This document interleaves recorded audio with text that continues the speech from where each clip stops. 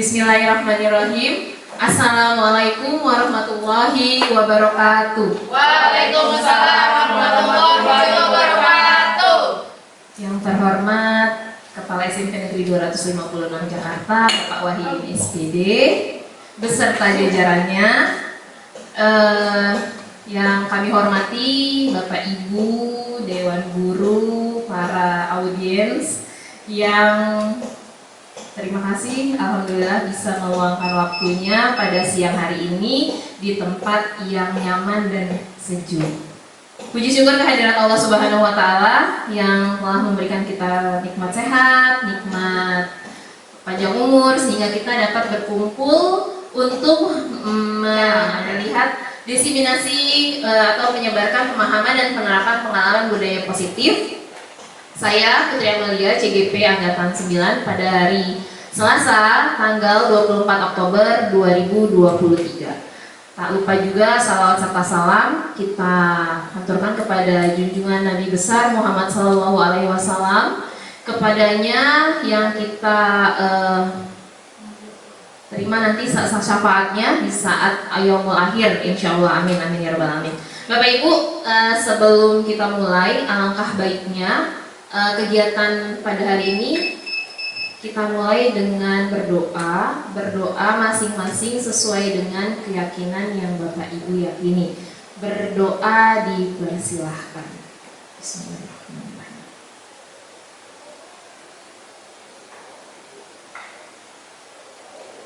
Oke, sebelumnya izinkan saya untuk memaparkan tentang budaya positif yang saya peroleh di saat saya melaksanakan kegiatan pendidikan calon guru penggerak. Nah, materi ini akan saya paparkan kepada Bapak Ibu guru.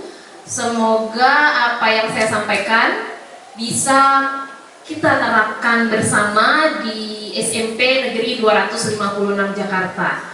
Disclaimer aja ya Bapak Ibu, saya di sini tidak mau menggurui, tidak mau seperti yang paling tahu. Di sini kita sama-sama belajar. Jadi semoga nantinya ilmu ini bisa kita sama-sama terapkan seperti itu.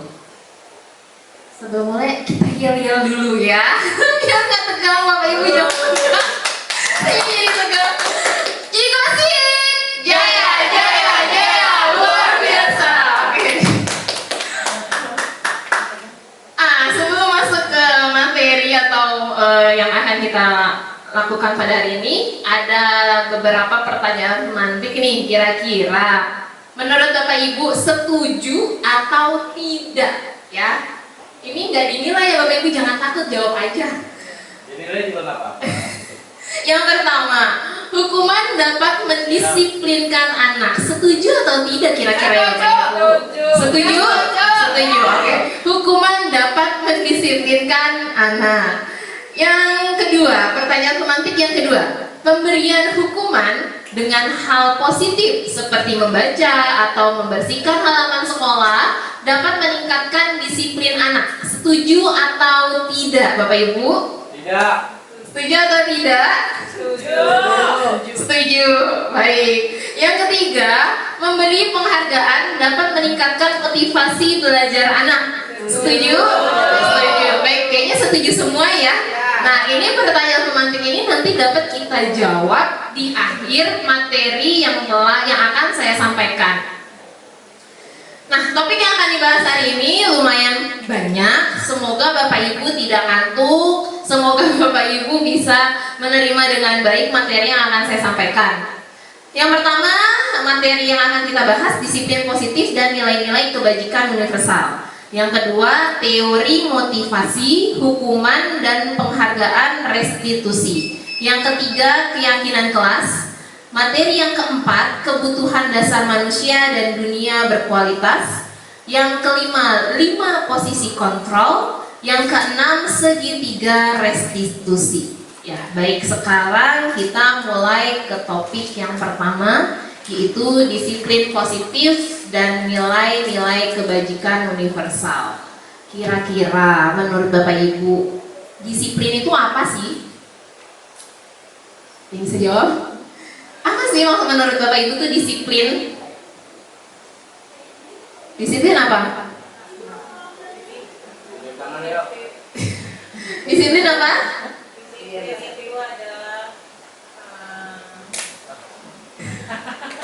Ya, disiplin positif. Disiplin itu seperti apa? Ketentuan-ketentuan ya yang disepakati gitu ya. Disiplin positif dan nilai-nilai kebajikan universal. Nah, di sini kita akan langsung melakukan kegiatan ya, namanya kegiatan di sini kegiatan kepalan tangan ya, kegiatan kepalan tangan. Tetapi yang dikepal apa? Jadi ada A dan B, Anda ya, Bapak Ibu dan teman Anda. Teman Anda itu yang di samping kanan kiri. Sobeklah secari kertas kecil, tuliskan benda atau sesuatu yang berharga, boleh apapun, misalnya Bapak Ibu punya cincin, Bapak Ibu genggam di tangan Bapak Ibu, dikepalkan ya, dikepalkan seperti ini. Kemudian benda itu adalah benda yang sangat berharga atau tulisan tersebut yang berharga bagi Bapak Ibu gitu ya.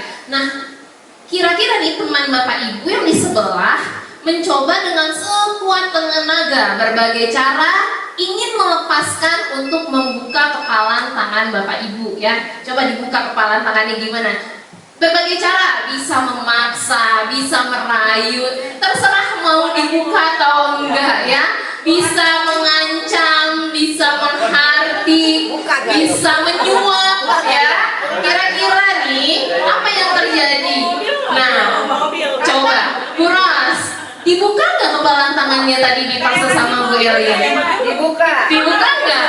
Dibuka. Dibuka. Enggak, dia susah gak mau. Tidak dibuka. Bu Ros dibuka nggak?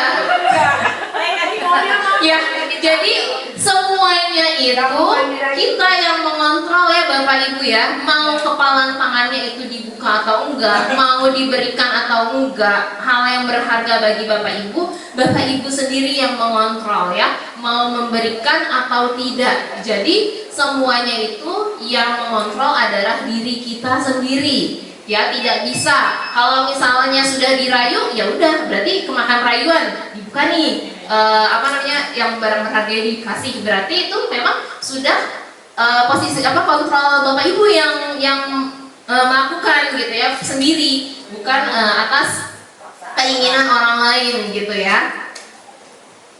Nah, di sini ada perubahan paradigma teori kontrol atau teori pilihan yang biasa disebut juga ilusi kontrol Bapak Ibu. Nah, untuk peserta didik kita juga di sini ada katanya ilusi guru mengontrol murid. Seperti tadi ya, kepalan tangan. Kira-kira Bapak Ibu kan kekeh ya kalau nggak mau dibuka kepalan tangannya kan, itu sesuai dengan apa yang Bapak Ibu inginkan kan?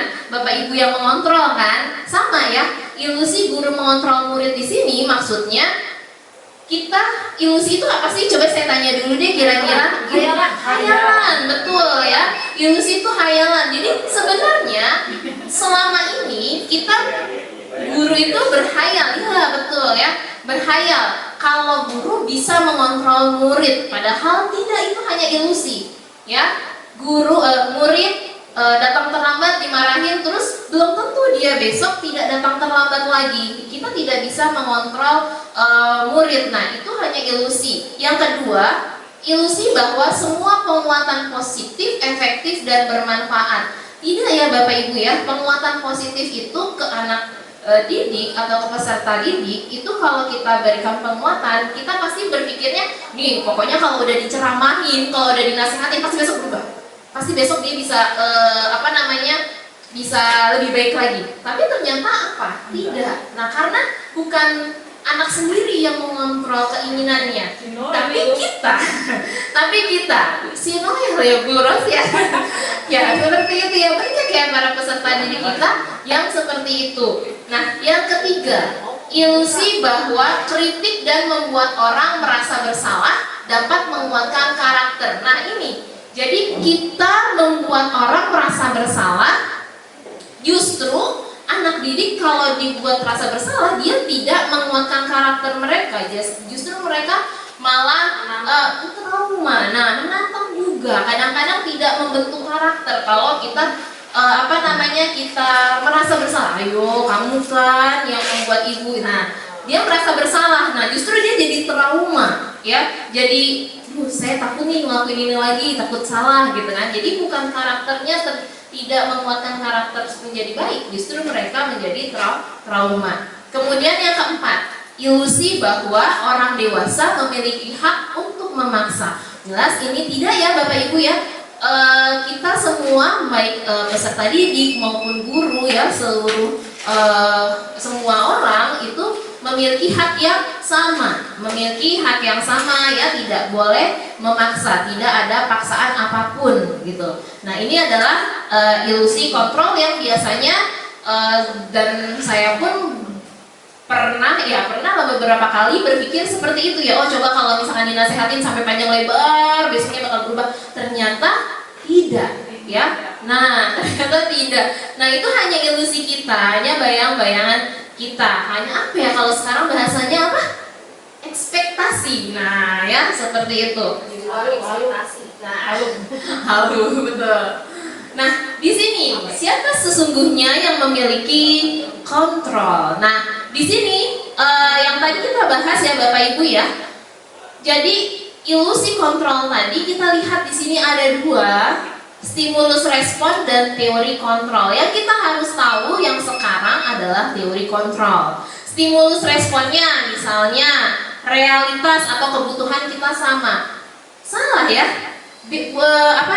Bukan seperti ini, tetapi yang betul adalah realitas atau kebutuhan kita berbeda ya. Mungkin Bu Yuni kebutuhannya sekarang apa?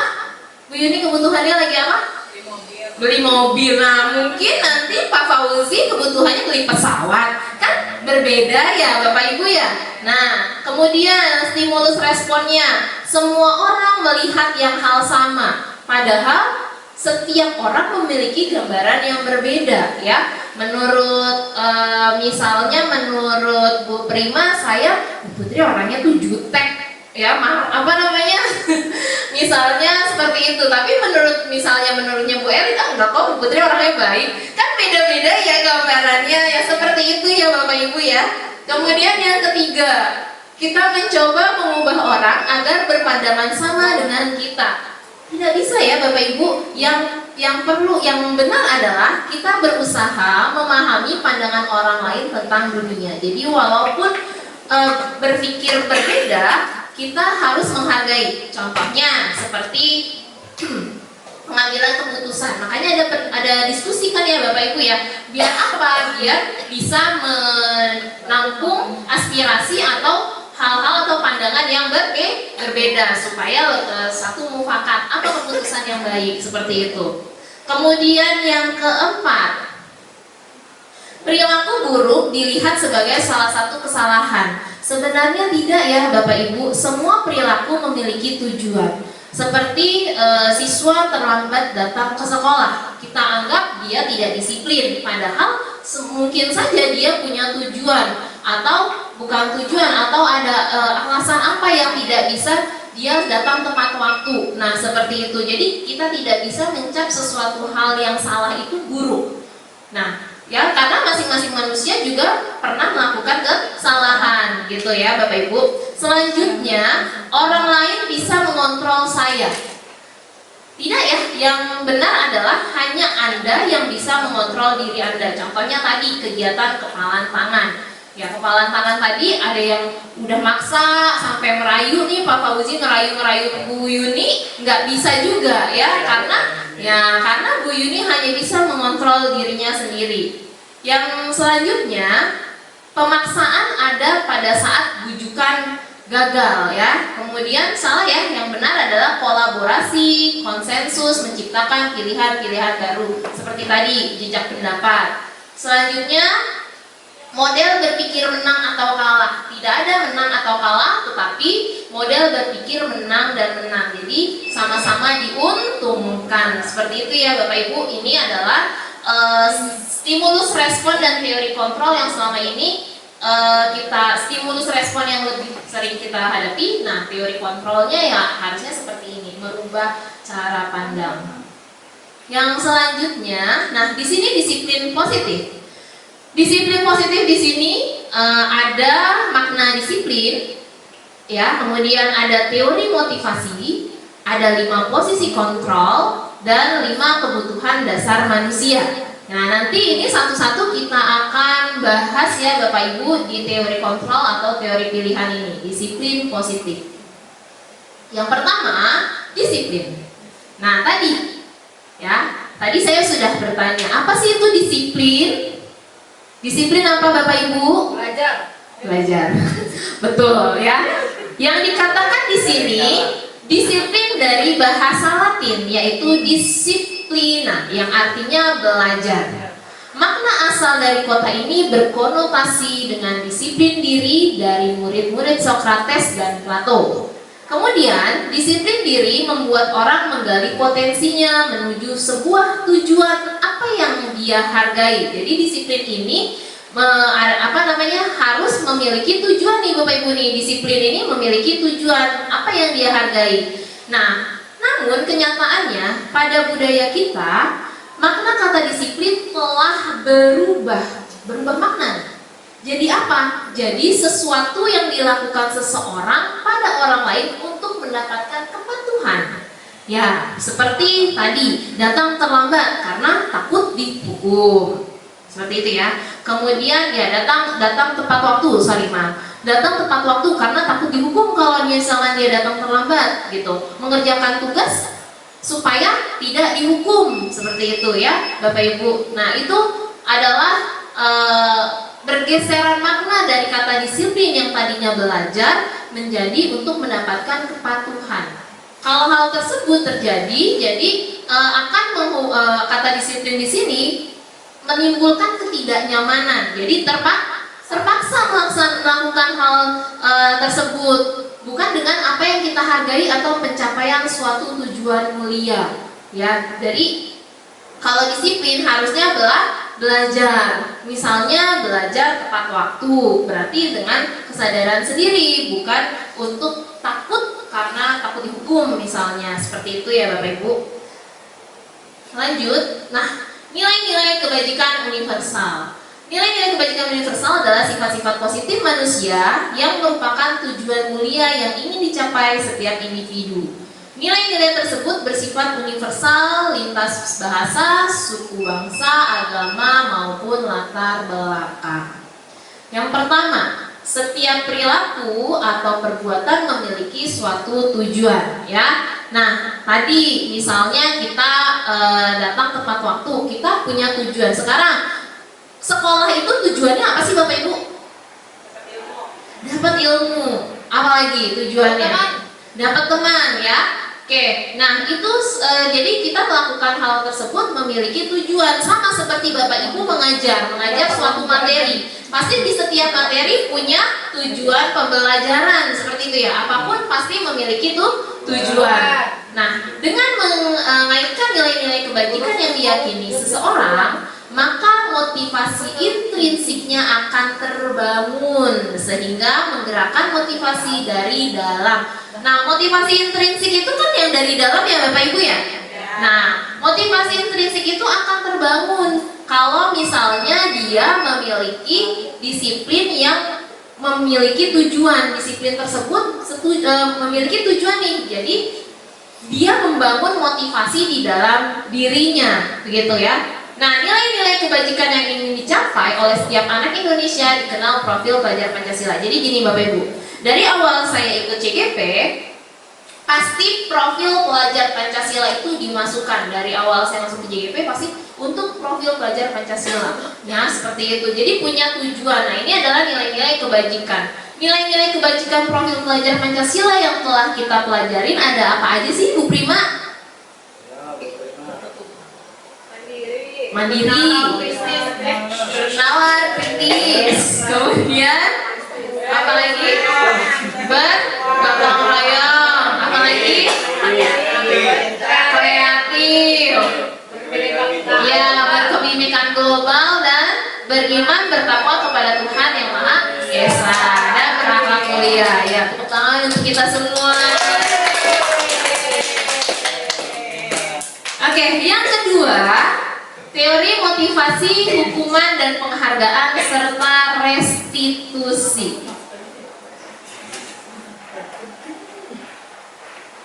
Oke. Teori motivasi perilaku manusia. Nah, tadi yang udah kita bahas, supaya motivasi intrinsiknya terbangun sehingga harus memiliki tujuan. Nah, ini motivasi di sini ada motivasi eksternal ya, kemudian ada motivasi internal. Sekarang, kira-kira selama ini Bapak Ibu yang Bapak Ibu lakukan, motivasinya yang lebih sering terjadi motivasi apa sih? Eksternal ya. Melakukan hal ini agar dapat ini gitu ya, melakukan hal ini harus agar mendapatkan terus ini gitu ya. Nah itu adalah motivasi eksternal ya, yang sering kita rasakan seperti itu. Yang pertama, untuk menghindari ketidaknyamanan atau hukumannya, sama seperti yang tadi saya bilang, peserta didik supaya tidak dihukum, mereka apa? Datang terlambat, datang tepat waktu supaya tidak dihukum karena takut hukuman, bukan dari dalam dirinya ya. Nah, pertanyaannya apa yang akan terjadi bila saya tidak melakukannya seperti itu? Tidak mengerjakan tugas, nanti akan dihukum. Seperti itu adanya motivasi eksternal. Kemudian motivasi eksternal yang kedua, untuk mendapatkan imbalan dari orang lain. Nah, ini dia ya. Nah, mendapatkan imbalan dari orang lain atau institusi, tadi yang seperti Bu Ros bilang ya. Kemudian ada lagi apa kira-kira untuk mendapatkan imbalan? Tidak dari dalam diri. Kira-kira motivasi eksternalnya kayak gimana? Contohnya? Dapat nasi kotak kata Bu Ros. Oh iya benar ya. Ya, jadi melakukan hal-hal atau kegiatan-kegiatan yang mendapatkan penghargaan itu masih apa? Masih motivasi eksternal. Nah, yang ini adalah motivasi internal, tujuan disiplin positif, yaitu untuk menghargai diri sendiri. Nah, ini yang masih jarang kita lakukan. Saya pun juga sama ya, motivasi internalnya masih jarang. Makanya kita coba untuk mencari motivasi di dalam diri kita melakukan hal-hal yang lain. Berikutnya, nah ini dia, dihukum oleh penghargaan. Jadi Alif Koni, Bapak Ibu, di sini ada peneliti yang mengungkapkan ya, baik penghargaan maupun hukuman adalah cara-cara mengontrol perilaku seseorang yang menghancurkan potensi untuk pembelajaran yang sesungguhnya. Nah, secara ideal tindakan belajar itu sendiri adalah penghargaan sesungguhnya. Jadi dihukum oleh penghargaan tadi itu masih dalam motivasi eksternal. Nah, ternyata dihukum dengan penghargaan ini kurang baik juga ya Bapak Ibu ya, karena tidak menimbulkan motivasi internal di dalam diri peserta didik. Contohnya, pengaruh jangka pendek dan jangka panjang. Jadi nanti mempengaruhi peserta didik tersebut ya untuk untuk melakukan hal-hal, misalnya saya kalau misalkan dapat nilai 90 dikasih coklat nih misalnya sama Ibu Yuni. Nah, berarti dia di jangka pendeknya hanya mengharapkan coklat, bukan mengharapkan materi yang dia bisa kuasai gitu ya. Kemudian penghargaan menghukum. Nah, penghargaan menghukum ini maksudnya dia diberikan penghargaan tapi justru menjadi hukuman buat dia karena dia hanya mengandalkan motivasi eksternal yang tadi ya, tidak ada di dalam dirinya. Kemudian penghargaan mengurangi ketepatan. Yang keempat, penghargaan tidak efektif. Tidak efektif artinya di sini dia tidak ini ya Bapak Ibu ya. Tidak bisa lebih selanjutnya gitu ya, tidak melakukan tindak lanjutnya tidak ada, ya hanya sampai di situ saja gitu. Dan penghargaan merusak hubungan. Nah, yang tadi kalau misalnya sama Bu Yuni dikasih coklat nih, ternyata dia dapat nilai 9, tidak dikasih coklat sama Bu Yuni. Nah, ternyata kecewa. Nah, kecewa terus akhirnya dia membenci. nggak suka sama Bu Junior, katanya 9 jari kasih coklat seperti itu. Nah itu yang membuat atau merusak hubungan ya antara peserta didik dan guru. Kita tidak tahu, bisa saja seperti itu ya pemikiran siswa karena pemberian penghargaan. Kemudian penghargaan menurunkan kualitas yang tadi saya bilang. Jadi peserta didik tidak melakukannya sepenuh hati dan tidak sesuai dengan apa yang diinginkan dalam dirinya. Jadi tidak kualitasnya tidak jangka panjang lah Bapak Ibu ya, tidak apa ya namanya, kualitasnya tidak jadi lebih baik gitu ya. Kemudian penghargaan mematikan kreativitas dan penghargaan mengurangi motivasi intrinsik. Nah inilah intinya, penghargaan mengurangi motivasi intrinsik ya yang di dalam diri peserta didik. Lanjut. Nah ini, jadi kita boleh memberikan penghargaan atau apresiasi kepada siswa yang seperti apa?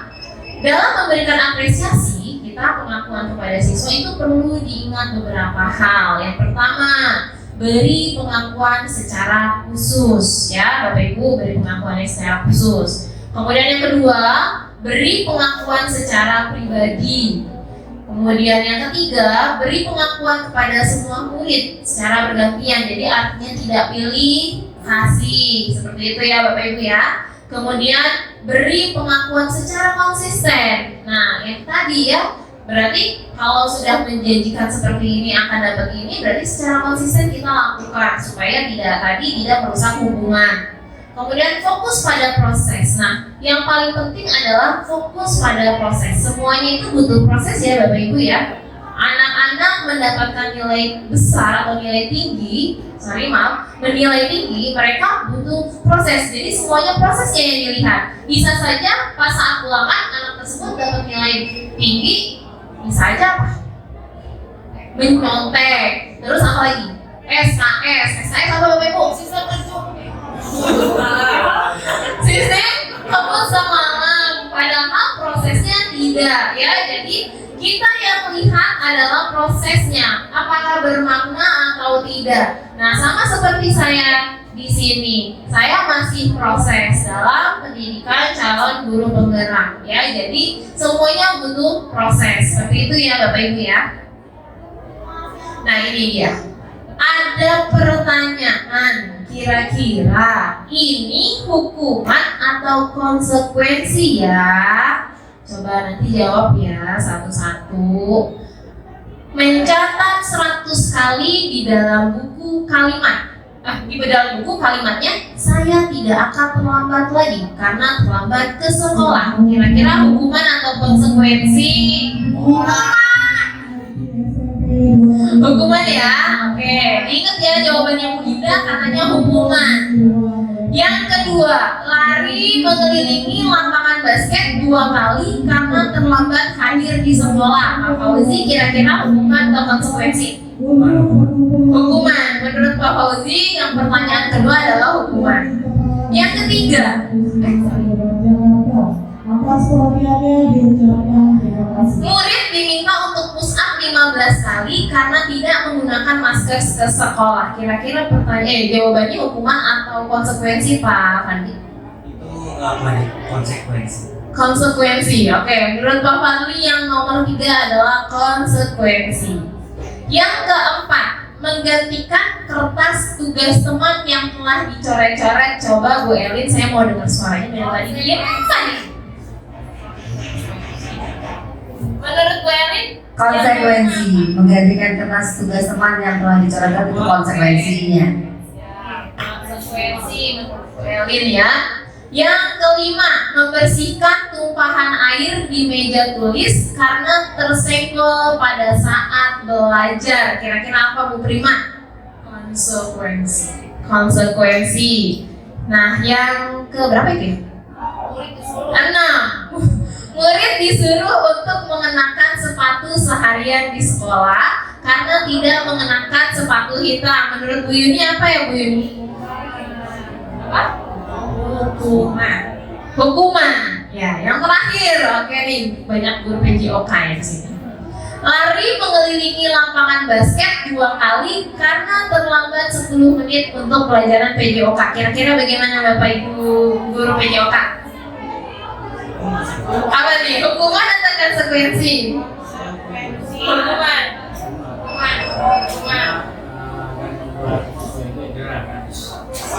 Jerah.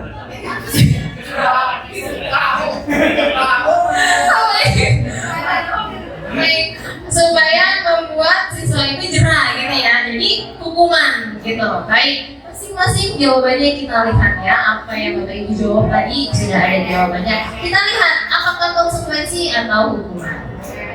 Nah, mencatat 100 kali di dalam buku kalimat saya tidak akan terlambat lagi karena terlambat ke sekolah. Hukuman, benar ya?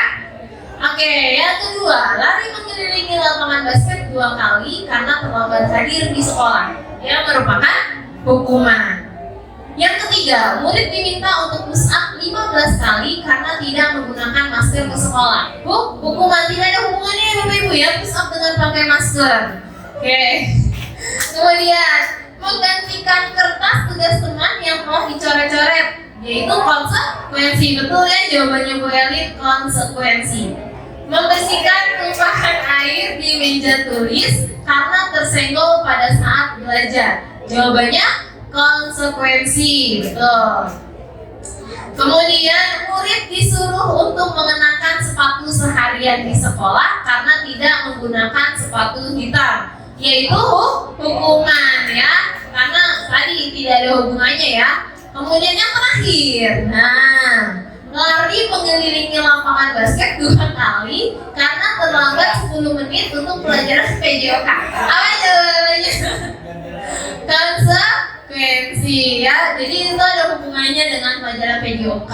Jadi dia disuruh lari sebanyak 2 kali lapangan seperti itu ya. Jadi Bapak Ibu selama ini yang kita tahu hukuman atau konsekuensi itu seperti apa sih?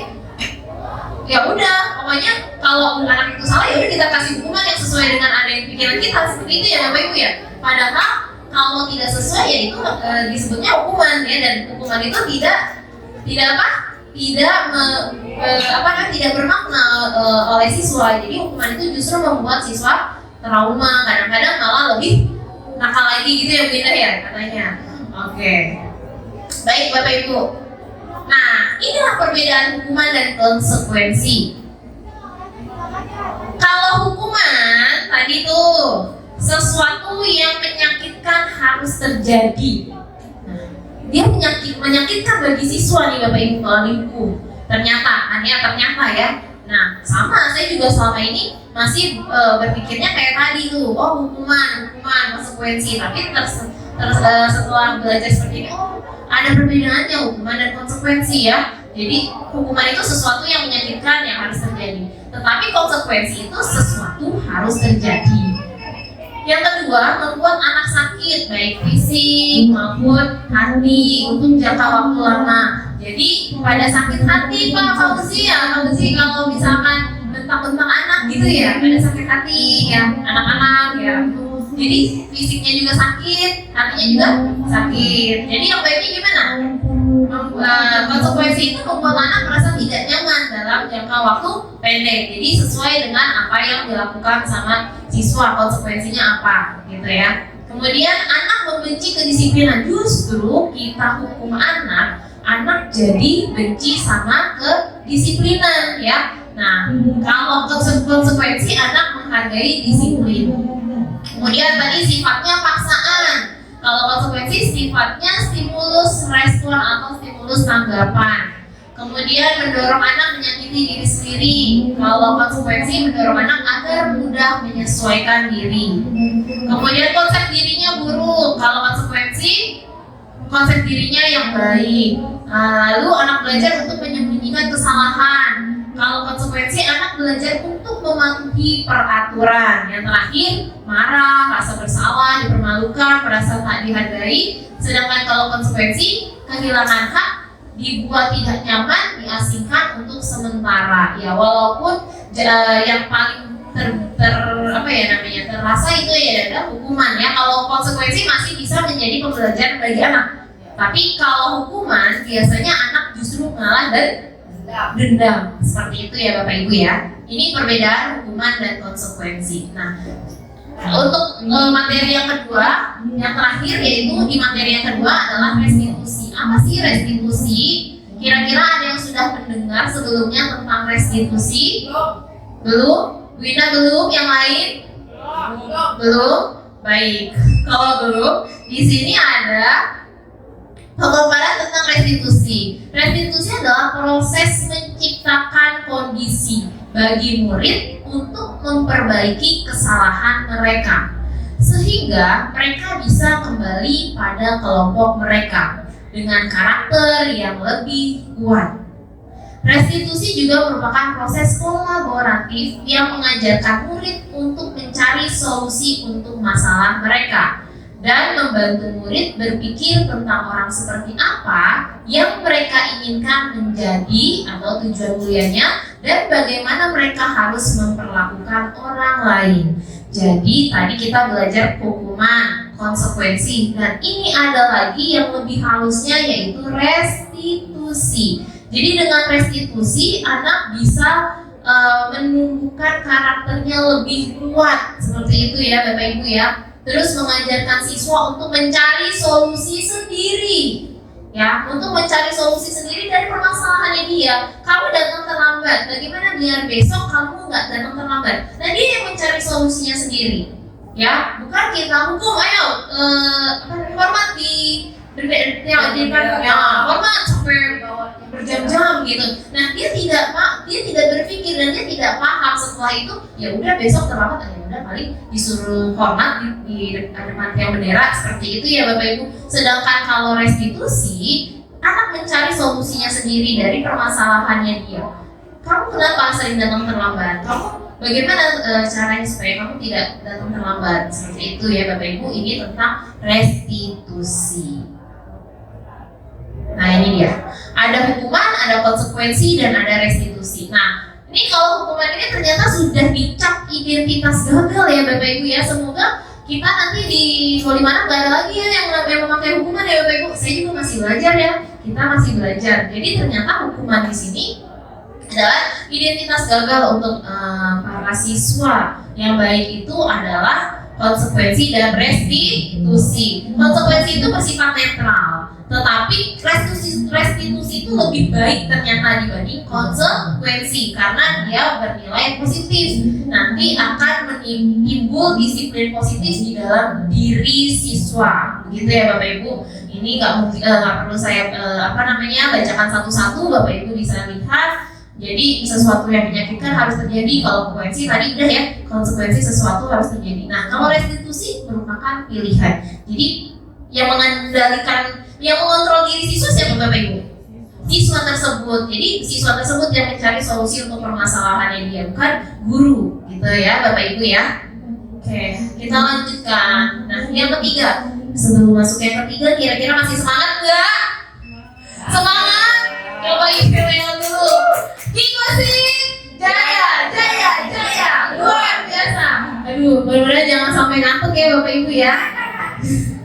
Oke, yang ketiga, keyakinan kelas. Siapa yang sebelumnya sudah pernah membuat keyakinan kelas? Bu Elin, mantap Bu Elin. Terus siapa lagi? Pak Fauzi udah pernah ya Pak Fauzi keyakinan kelas? Ya, oke, mantap, bagus. Kalimatnya bukan keyakinan kelas tapi kesepakatan kelas. Tadi lanjut ya. Tadi Bu Elin bilang yang Bu Elin buat bukan keyakinan tapi komitmen kelas dan kesepakatan begitu ya ya Bu ya. Kenapa kok yang dulu tuh namanya komitmen atau kesepakatan, sekarang kenapa keyakinan kelas? Sekarang kita lihat ya Bapak Ibu.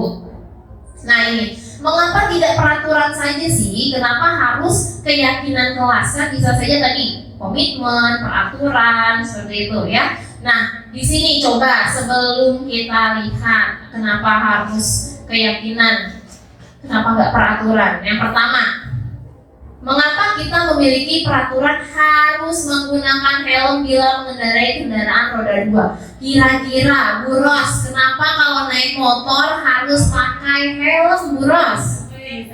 Jamin keselamatannya. Oke, supaya terjamin keselamatannya. Jadi di dalam diri Bu Ros meyakini kalau pakai helm itu insya Allah terjaminlah keselamatannya, begitu ya Bu Ros ya. Nah, yang kedua, mengapa kita memiliki peraturan 3M? Menggunakan masker, mencuci tangan, dan menjaga jarak. Kira-kira apa nih waktu COVID kemarin kan ada himbauan disuruh 3M ya, menggunakan masker, mencuci tangan, dan menjaga jarak. Kira-kira apa?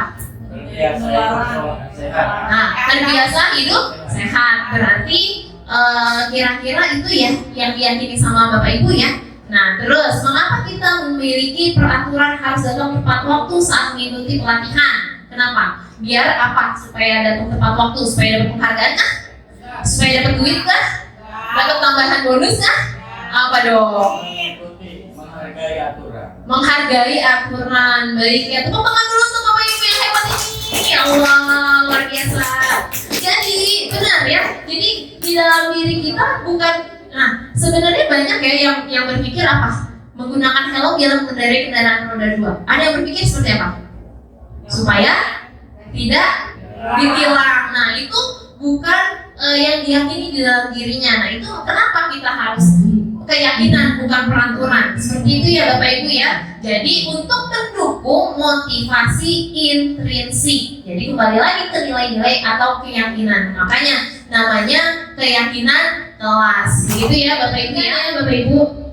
Nah, dari tayangan ini kira-kira ini sebelah kanan saya, ini sebelah kiri saya. Menurut Bapak Ibu yang mana yang keyakinan kelas, yang mana yang bukan? Yang mana? Yang kanan atau yang kiri? Yang kanan atau yang kiri? Yang kanan atau yang kiri? Keyakinan yang kiri atau yang kanan? Coba ya sepakat, keyakinan kelas yang mana? Oke, silakan dibaca dulu Bapak Ibu. Keyakinannya yang mana? Keyakinan yang bukan keyakinan, yang keyakinan kelas yang mana? Gitu. Ya, yang keyakinan kelas yang mana? Yang hijau. Yang kanan dong. Yang kanan. Ini yang kanan, ini yang kiri, ya. Ini kanan, ini kiri. Berarti yang mana yang keyakinan kelas? Kanan. Yang ini. Bu Yuni ya? Yang kiri. Bu Nurul ya? Kiri. Yang lain? Kiri. Oke, ada yang kanan, ada yang kiri. Yang benar yang mana sih? Ya? Yang kiri ya Bapak Ibu ya. Karena biasanya keyakinan kelas itu bentuknya lebih umum seperti itu ya, tidak spesifik. Nah, sekarang kita lihat nih. Kalau peraturan, nah perhatikan nih Bapak Ibu, perbedaan peraturan dan keyakinan kelas. Kalau peraturan, selalu kembalikan buku ke tempatnya. Ini bisa nih kita bikin di dalam kelas saat jam pelajaran kita, atau dengan anak perwalian kita, atau dengan misalnya petugas perpustakaan. Ya, bisa membuat keyakinan perpustakaan kepada para audiens atau yang datang tamu gitu ya. Nah, selalu mengembalikan buku ke tempatnya. Ini adalah peraturan. Ya, kalimat ini adalah peraturan. Nah, keyakinan kelasnya apa sih Bapak Ibu? Tanggung jawab yang diyakini ya. Oke, kemudian dilarang mengganggu orang lain ya Bapak Fauzi. Dilarang mengganggu orang lain. Nah, tadi berarti menghormati orang lain, begitu ya. Kemudian hadir di sekolah 15 menit sebelum pembelajaran dimulai. Berarti apa?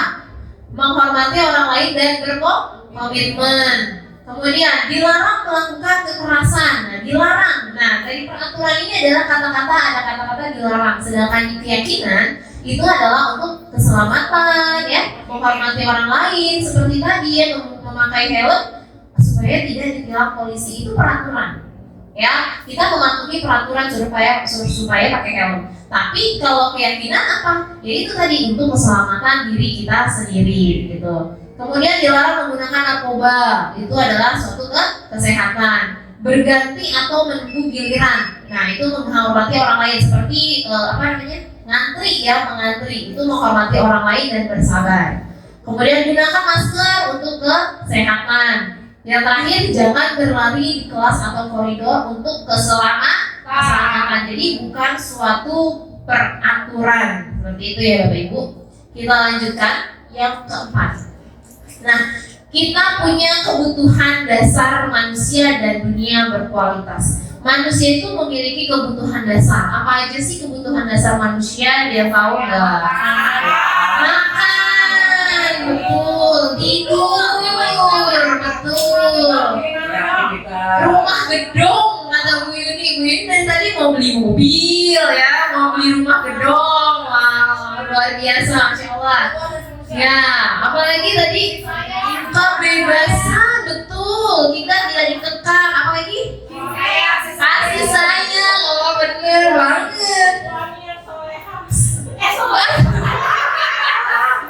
Suami yang soleh, Bu Yuni.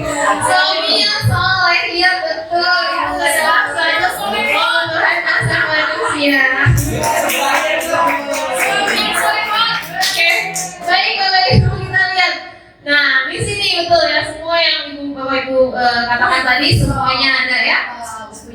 Kasih sayang, ya, belonging, ya, kasih sayang, rasa diterima, kemudian fun, kesenangan, ya, itu adalah kebutuhan dasar manusia. Kemudian power, ada kekuatan, freedom, betul, kata Bu Prima, kebebasan dan survival, bertahan hidup, ya, bertahan hidup itu suatu kebutuhan dasar manusia.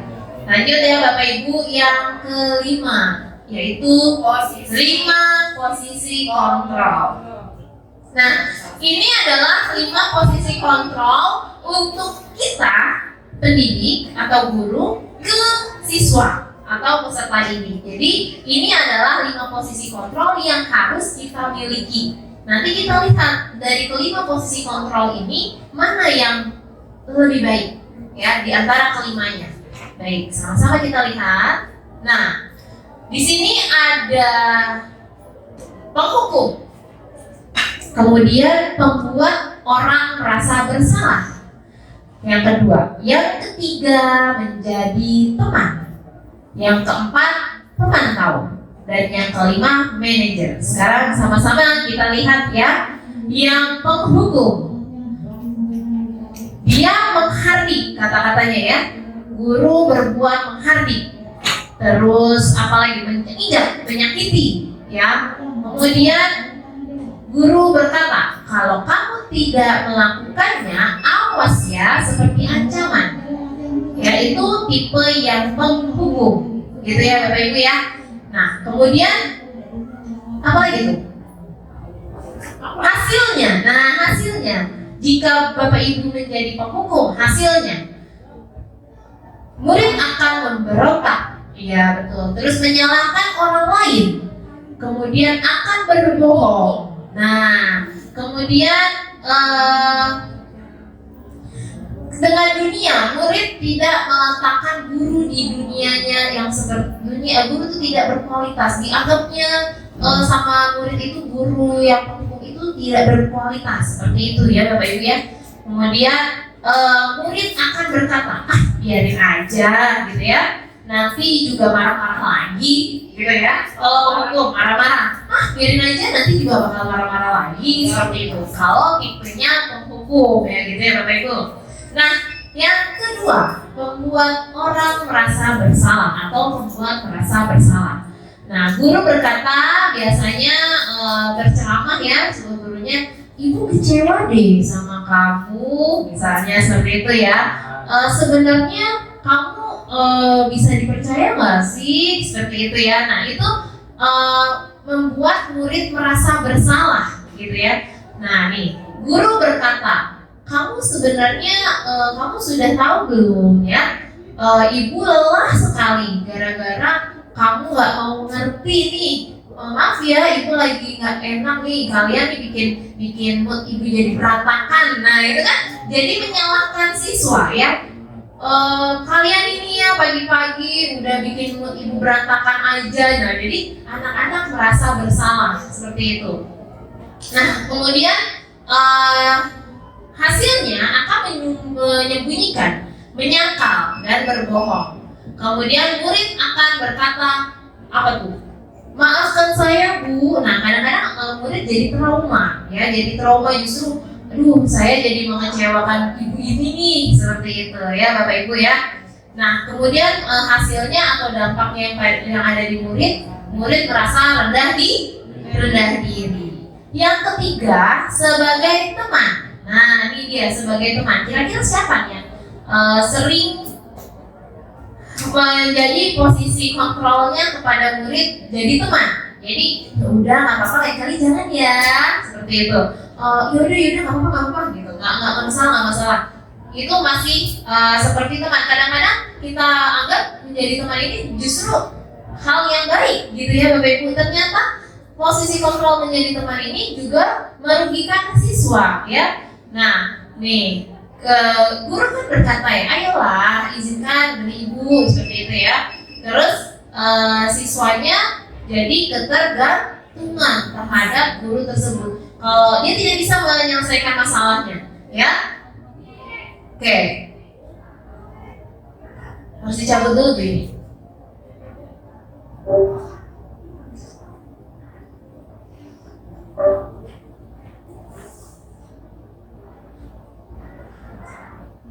Minta tolong cekin ya Bu, kameranya suka mati. Udah.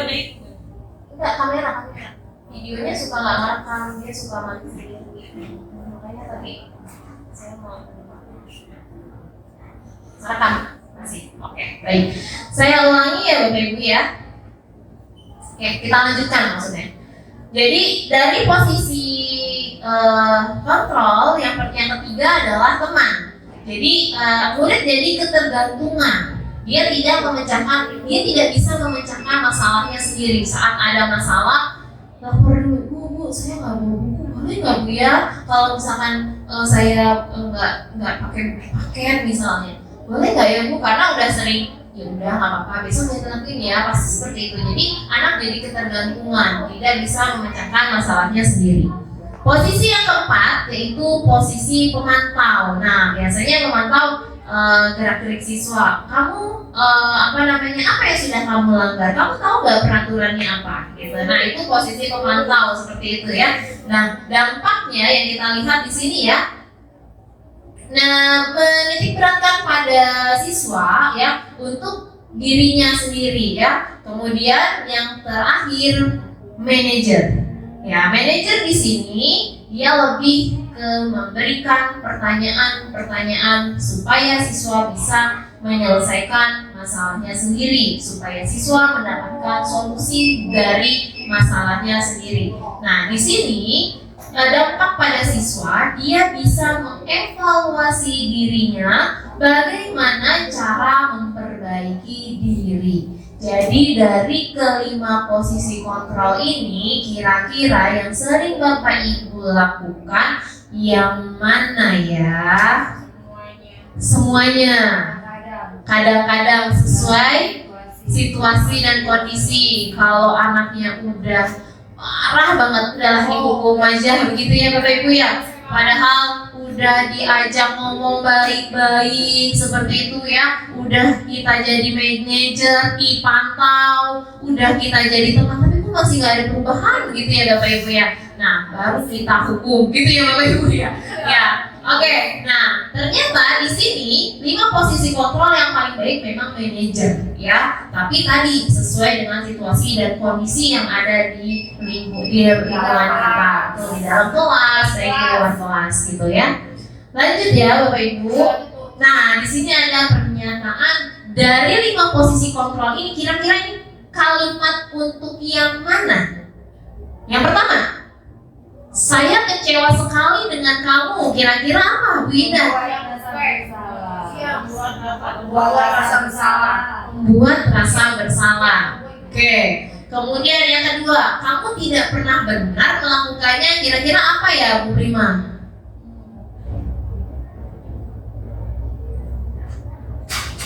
Antara 5 posisi kontrol yang tadi, kira-kira yang kedua itu kamu tidak pernah benar melakukannya apa? Pilihannya ada penghukum, membuat merasa bersalah, teman, manajer. Kira-kira apa? Apa? Penghukum ya kalau kata Bu Prima. Nah, yang ketiga, ayolah lakukan demi ibu atau bapak. Kira-kira apa Bu Yuni? Oke, teman. yang keempat, apakah kamu mau mendapatkan stiker bintang hari ini?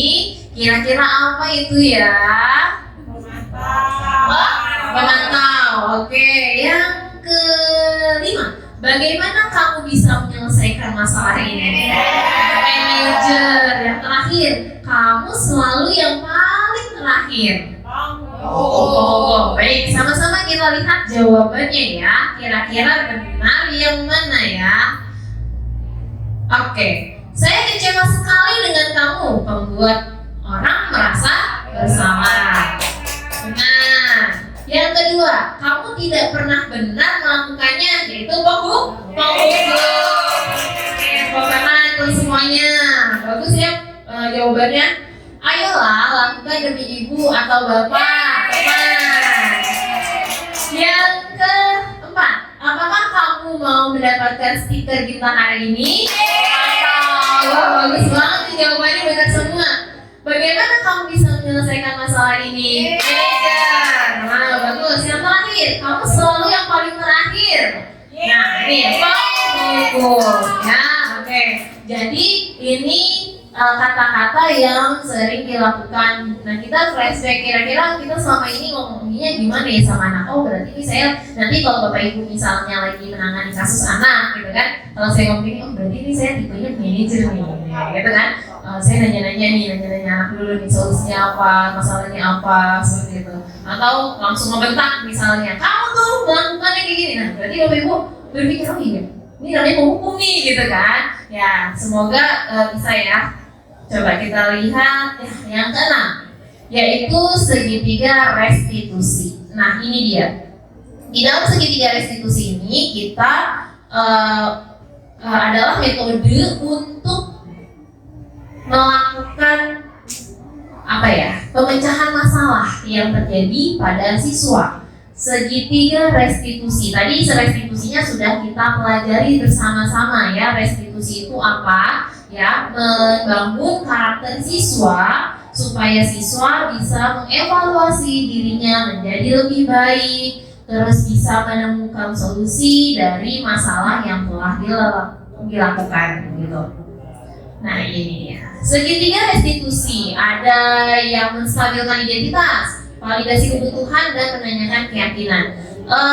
Urutannya yaitu langsung saja ya Bapak Ibu. Nah, ini menstabilkan identitas. Jadi kita kalau ada siswa salah atau berbuat yang salah di dalam kelas, kita stabilkan dulu identitas kita, identitas siswa, kita stabilkan dulu. Tujuannya untuk apa? Untuk membuat anak yang merasa gagal karena berbuat salah, dia jadi takut kan? Kemudian menjadi positif terhadap dirinya. Bukan artinya dia seperti tidak memikirkan kesalahannya, seperti merasa tidak bersalah, bukan. Justru kita menstabilkan identitas untuk membuat siswa tidak merasa gagal, begitu ya. Oh, kan tadi udah dibahas ya, bahwa tidak ada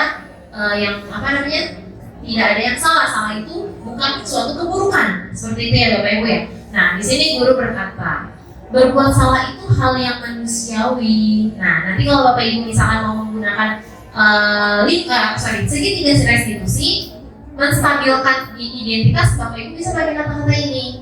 Tidak ada manusia yang sempurna kok, gitu ya. Bapak Ibu juga pernah buat salah, kita pasti bisa menyelesaikan permasalahan ini.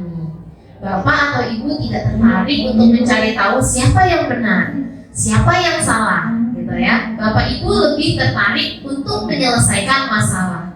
Kalau kamu menyalahkan dirimu sendiri terus-menerus, apakah kamu bersikap baik pada dirimu sendiri? Ini untuk menstabilkan identitas siswa yang sedang memiliki masalah atau berbuat kesalahan. Dilanjutkan. Tadi setelah kita menstabilkan identitas siswa dengan perkataan-perkataan yang ini ya, yang sudah tadi saya sampaikan. Kemudian langkah yang kedua, apa ini di segitiga restitusi? Yang kedua adalah memvalidasi kebutuhan siswa. Jadi setelah menstabilkan tadi, kita validasi kebutuhan siswa tersebut ya. Tujuannya untuk apa? Untuk siswa mengenal kebutuhannya ya. Untuk siswa mengenal kebutuhannya ingin dipenuhi yang ketika melakukan kesalahan itu. Ya, pada dasarnya setiap tindakan manusia tujuannya adalah apa? Memenuhi kebutuhan. Itu tadi kebutuhan dasar manusia ya. Kekuasaan ya, kemudian kasih sayang. Nah, kita lihat nih seseorang tersebut atau siswa tersebut melakukan kesalahan, kira-kira mereka membutuhkan apa sih sebenarnya gitu? Apa yang mereka butuhkan sehingga mereka melakukan kesalahan. Nah, di sini ada contoh-contoh perkataan yang dilakukan oleh guru. Misalnya, kamu bisa saja kan melakukan hal lebih buruk, tapi kamu tidak melakukannya. Nah, kamu pasti punya alasan mengapa melakukannya. Apa yang penting bagi kamu? Kamu boleh tetap berusaha menjaga sikap itu, tapi tambahkan sikap yang lain yang baru. Kemudian, maukah kamu belajar cara lain untuk mendapatkan yang kamu butuhkan tanpa harus memukul? Yang terakhir, apakah kamu bisa melakukannya dengan lebih baik besok lagi? Seperti itu ya Bapak Ibu. Jadi misalkan siswa tersebut berkata kotor, misalnya kita bisa tanya, kamu pasti bisa yang lebih baik ya?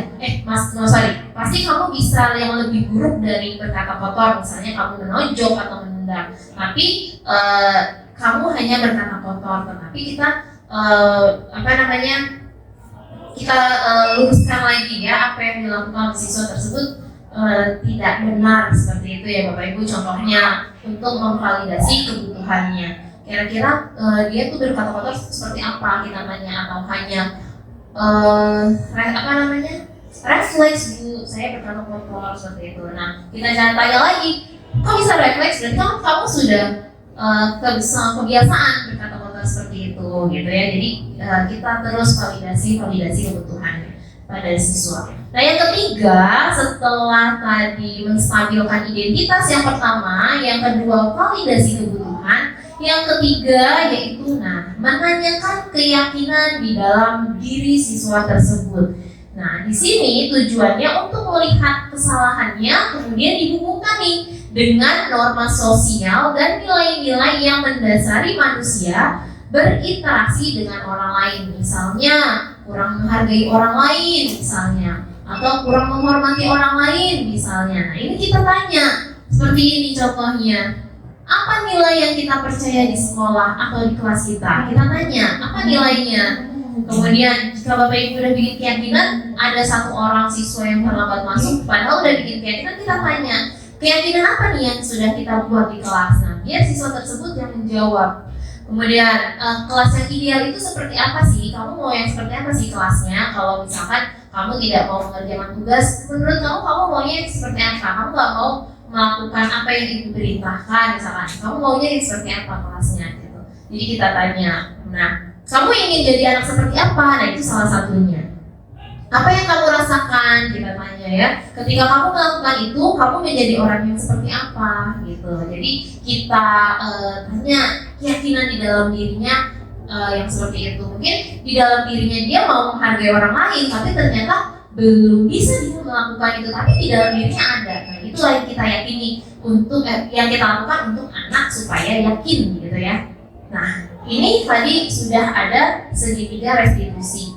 Nah, saya sebenarnya sudah melakukan segitiga restitusi tersebut sama untuk tujuannya untuk tugas si Bapak Ibu ya. Tapi saya pun belajar bagaimana cara menggunakan segitiga restitusi dalam memecahkan masalah yang dilakukan oleh anak tersebut gitu. Nah, ini kalau kita lakukan saat kita di dalam kelas gitu ya. Nah, seperti inilah contohnya gitu ya Bapak Ibu ya.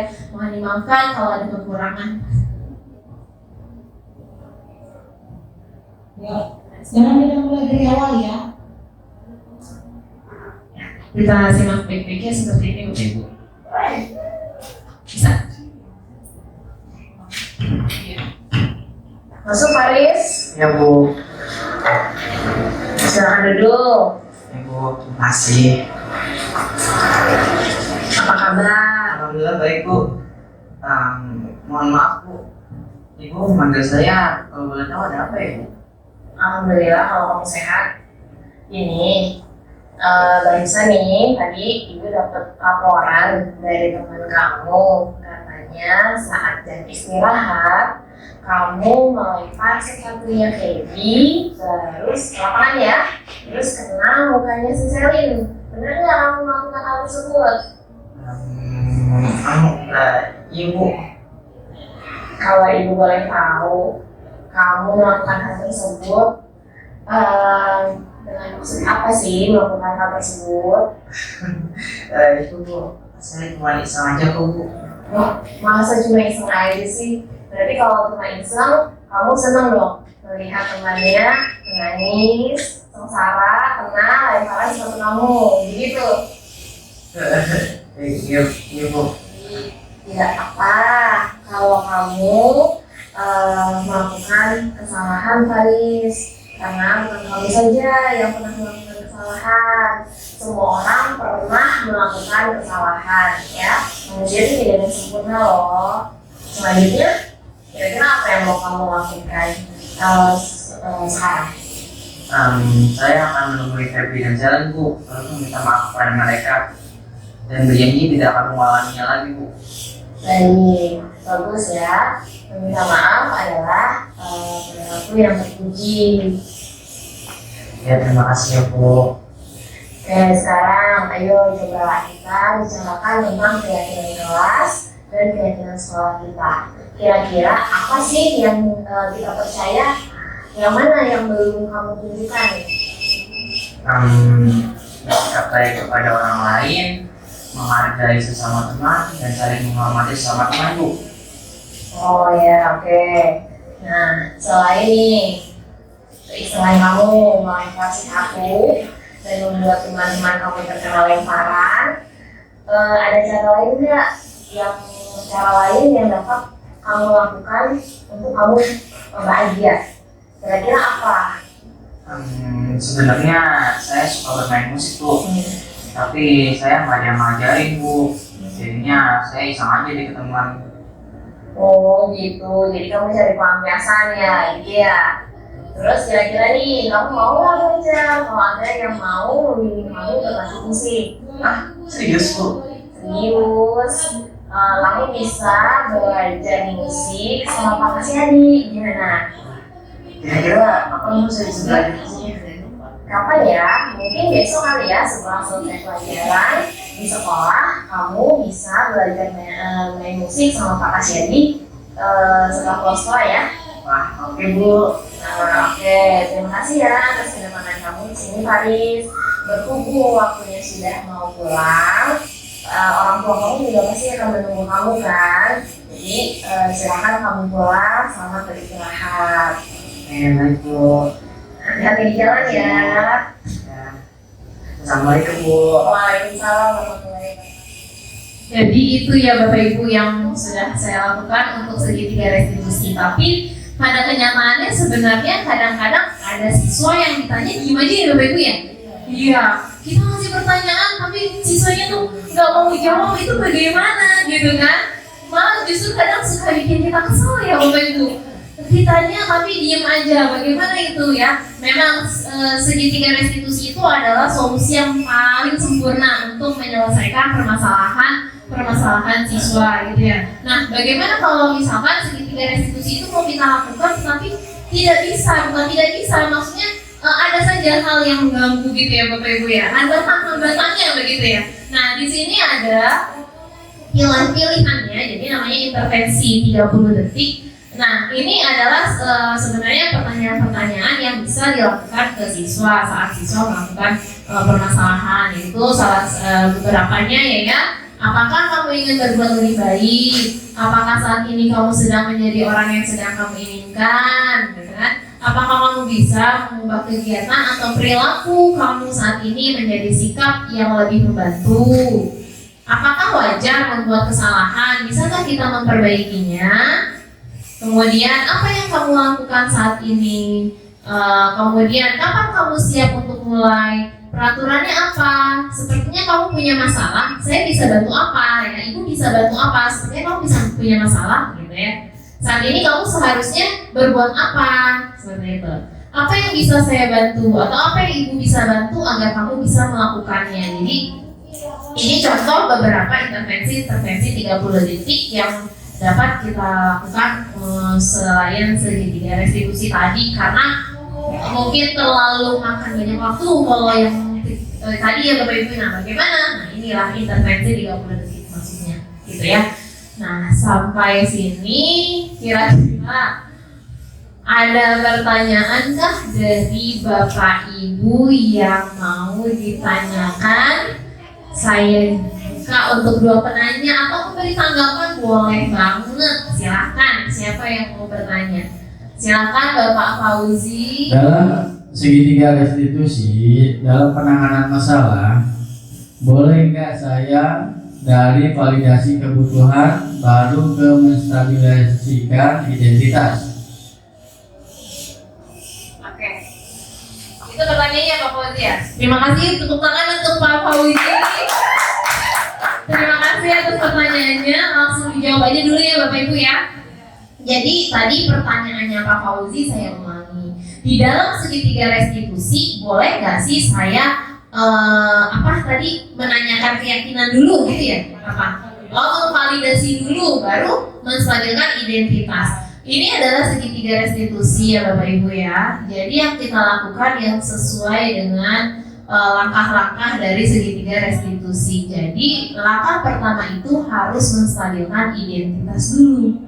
Ya supaya siswa kalau yang berbuat salah kita stabilkan dulu. Kita kalian kamu berbuat salah, nggak apa berbuat salah. Ibu juga pernah kok berbuat salah. Jadi kita stabilin dulu ya. Identitas, redamkan dulu. Misalnya mungkin ada siswa kan yang kalau melakukan kesalahan itu ketakutan gitu ya Bapak Ibu. Nah itu kita redam dulu ketakutannya, kita stabilkan. Tenang, iya boleh nggak apa. Kamu melakukan kesalahan itu nggak apa. Kita semua pernah melakukan kesalahan. Jadi kita redam. Terus baru itu validasi kebutuhannya. Kira-kira kamu melakukan hal tersebut kenapa sih?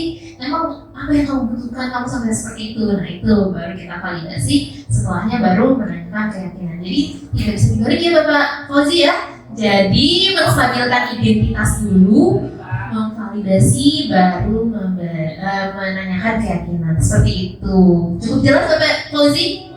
Nah ya kan, terima kasih ya Bapak Fauzi. Ada lagi Bapak Ibu yang mau bertanya? Cukup ya? Oke. Ya, alhamdulillah materi yang saya sampaikan pada kegiatan hari ini telah selesai. Semoga apa yang saya sampaikan bisa sama-sama kita terapkan di SEP 256 tercinta ini kepada siswa semua ya, kepada teman sejawat, kepada semua warga sekolah. Dan saya selaku pemberi materi memohon maaf jika ada kekurangan dan kekhilafan saya, karena yang sempurna hanya milik Allah Subhanahu wa Ta'ala. Saya ucapkan terima kasih sebelumnya, karena tadi dibuka dengan doa, kita tutup dengan doa sesuai dengan keyakinannya masing-masing. Berdoa disilahkan. Alhamdulillahirabbil alamin. Baik, terima kasih Bapak Ibu. Sekian pemaparan atau diseminasi tentang budaya positif dari saya, Putri Amalia, JKP Angkatan 9. Saya ucapkan terima kasih. Saya akhiri. Wassalamualaikum warahmatullahi wabarakatuh. Selamat siang. Disiapkan dulu sebelum mulai pembelajaran, kita berdoa dulu. Silakan. Siap. Berdoa dimulai. Berdoa selesai. Memberi salam.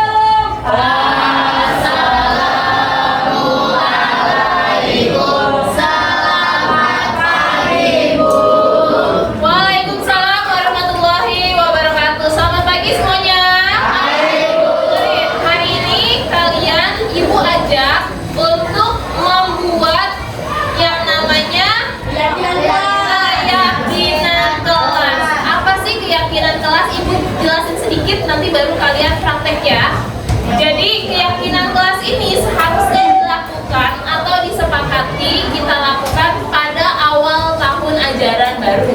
Tetapi nggak apa-apa, saat ini kita buat tidak ada kata terlambat.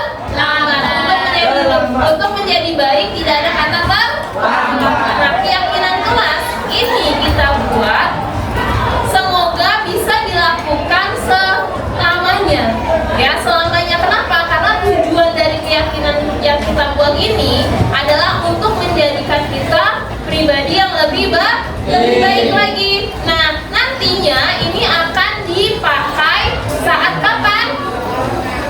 Saat kalian ada di dalam kelas 883. Nah, tetapi bisa kalian yakini di luar kelas juga ya, tidak hanya di dalam kelas 83. Keyakinan kelas itu adalah nilai-nilai yang kalian yakini ya, bukan berbeda dengan peraturan ya, berbeda dengan peraturan. Kalau peraturan rata-rata yang kalian lakukan itu biasanya dengan rasa terpaksa, karena peraturan nih, takut dihukum nih, takut dimarahin nih, jadi dilakukan.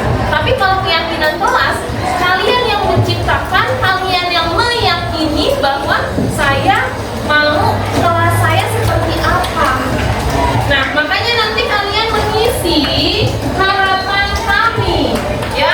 Nah, harapan kami itu maksudnya apa? Kalian nanti menuliskan beberapa harapan yang mau kalian yakini di dalam kelas ini. Saya maunya kayak gimana sih, kelas yang kayak bagaimana sih yang saya mau, kelas 83 yang kayak gimana sih, misalnya kayak apa coba? Tertib mungkin, terus sama disiplin, terus kompak, bener, nah itu kan harapan-harapan yang kalian punya. Nah, jadi nanti ibu minta tolong kalian tuliskan. Tadi ibu bilang boleh salah satunya, boleh salah duanya, boleh salah tiganya, kalian tulis di kertas ini. Kertasnya ibu bagikan, silakan kalian tulis. Bu, pakai nama atau tidak? Nggak pakai nama boleh, pakai nama boleh. Ya, nggak pakai nama juga nggak masalah. Paham ya? Ya. Nanti setelah kalian tulis, yang tertib ya, sudah tempelkan di kertas yang ada tulisan harapan kami. Yang sudah boleh ditempel langsung di sini. Ayo, yang sudah boleh ditempel rapi ya. Tempel yang rapi, nanti ibu bacakan. Ibu kalau sudah.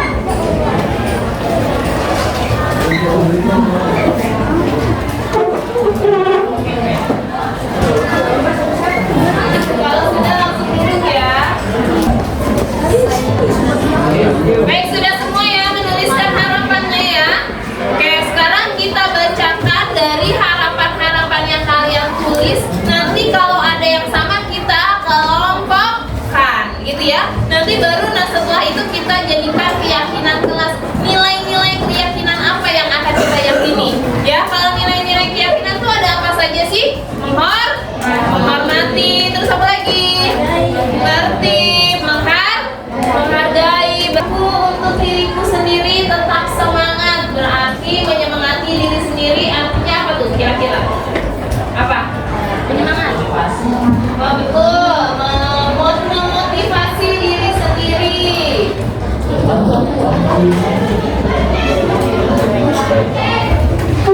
Berarti motivasinya harus berasal dari dalam diri ya. Oke, kemudian harapan kami untuk menjadi bertanggung jawab dan menjadi disiplin, berarti bertanggung jawab dan disiplin. Kemudian saya ingin untuk kompak dan lebih akrab satu sama lain, berarti di sini apa? Kekompakan gitu ya, kekompakan. Belum ya? Berarti tertib dalam hal apa saja nih? Tertib dalam betul, tertib dalam berpakaian ya, tertib dalam apa lagi? Pekerjaan tugas ya, sama. Nah ini semuanya sudah ibu rangkum. Ada yang sama kira-kira 13 poin.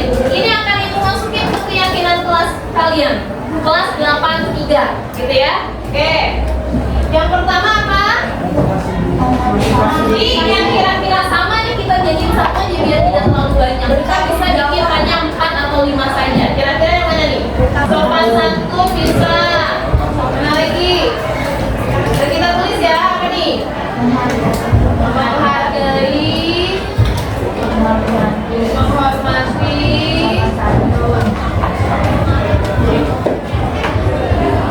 terhadap orang lain. Kira-kira ada nggak satu orang aja yang mau bacain keyakinan kelas 83? Silakan. Warahmatullahi wabarakatuh. Waalaikumsalam.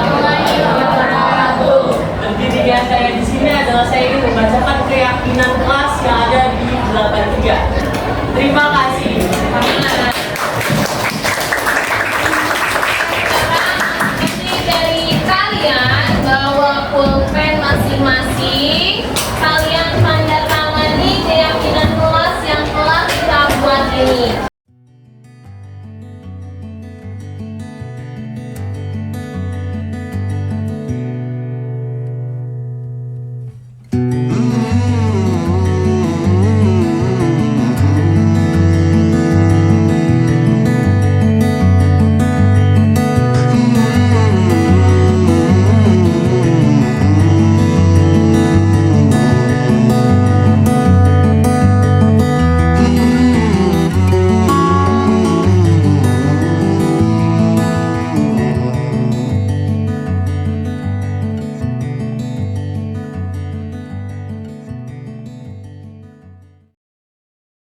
Kalian tanda tangani berarti kalian yakin bahwa nilai-nilai ini harus ada di dalam diri kalian, baik di saat di kelas 83 sedang belajar, sedang istirahat setiap saat, maupun di luar kelas boleh kalian terapkan nilai-nilai seperti ini ya, nilai-nilai keyakinan yang ada gitu ya, menghormati, menghargai ya, bertanggung jawab, disiplin, itu bisa kalian yakini gitu.